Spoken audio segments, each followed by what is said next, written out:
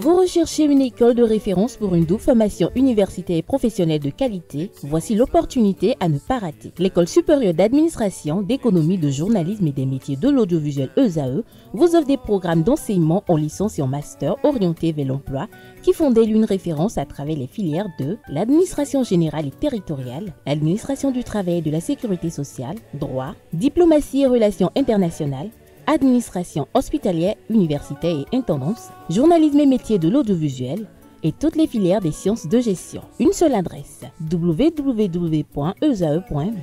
Rendez-vous dès maintenant sur nos campus ESAE Bedjromende au numéro 90 93 65 21 ou au numéro 98 98 14 00. Paracourt sur le numéro 52 46 12 12.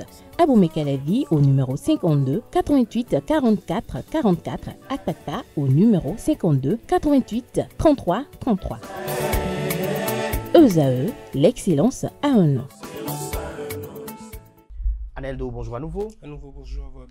Les Amazones U17 du Bénin ont battu la République démocratique du Congo. C'est bien cela pour le compte de la manche allée du deuxième tour des éliminatoires de la Coupe du Monde féminine U17 2025. L'équipe béninoise a reçu son homologue de la République démocratique du Congo ce dimanche 9 mars 2025. La rencontre qui a eu lieu au stade Kégué à Lomé au Togo s'est achevée par une victoire des Amazones U17 sur le score de 2-0 grâce à des réalisations de Hermione Lokosu à la 66e minute et de Romaine Gandonou à la 91e minute. Ce résultat permet aux protégés Dida Azosu de prendre une option pour la qualification tandis que les Léopards dames devront renverser la vapeur pour marquer au moins 3 points sans encaisser lors de la manche retour. Il faut noter que la manche retour est prévue pour le dimanche 16 mars 2025 à Kinshasa en RDC au stade des Martyrs de la Pentecôte. Et puis, la 21e journée de la Ligue professionnelle a livré également son verdict. C'est ainsi, la 21e journée de la Ligue professionnelle de football du Bénin a livré son verdict. Au nombre des résultats de cette journée, nous avons Bani Gansé qui a battu Beke Football Club 1-0. Match nul et vierge entre les Buffles du Borgou et Dynamique Football Club. Le leader, le vice-champion en titre, Dadje Football Club, s'est imposé devant les Bois de Sinandé 4-2. 0 but partout entre l'AS Tonnerre et Hodio Football Club. Même score du côté de Damissa et l'US Cavalier. 2-0 pour Dynamo Dabomey face à Espoir de Savalou. L'Oftopopo s'est brillamment imposé face à Dynamo de Paragou 4-0. De l'autre côté, les Panthères de Djougou ont eu la victoire 3-1 face à Real Sport. La Estakouné s'est incliné à domicile face à Abeille 1-2. Du côté de la poule B, match nul et vierge entre l'AS Cotonou et Aziza Football Club 1-0 pour la GSP face à l'association sportive de la vallée Omnisport. Victoire pour l'AS Sobemap qui était en déplacement sur la pelouse des Requins de l'Atlantique. 1 but partout entre Sitatunga Football Club et l'AS Police. 2 buts contre 3 pour Étoile Filante face à l'USS Kraki. 1 but partout entre l'association sportive du port autonome de Cotonou et le leader de la poule B, les Dragons de Louémé. 1-0 pour Aïma Football Club face à Avrancourt Football Club. Dans le match qui a opposé les cotonculteurs, Coton Football Club, face aux militaires d'Adidja, il n'y a pas eu de vainqueur, pas de but non plus. Match qui se solde sur le score de 0 but partout. De 0 but partout. Et puis Dadje Football Club qui conforte sa place à la tête de la poule A au terme de cette 21e journée. Effectivement, les vice-champions en titre sont en train de prendre des options pour la première place de cette poule A, place qui les qualifierait direct pour la finale qui va opposer les premiers de chaque poule. Dadje Football Club s'est imposé face à Boa de Sinandé 4-2. Ces 3 points lui permettent de se mettre hors de portée dans le classement, c'est-à-dire Dadje Football Club compte désormais 43 points.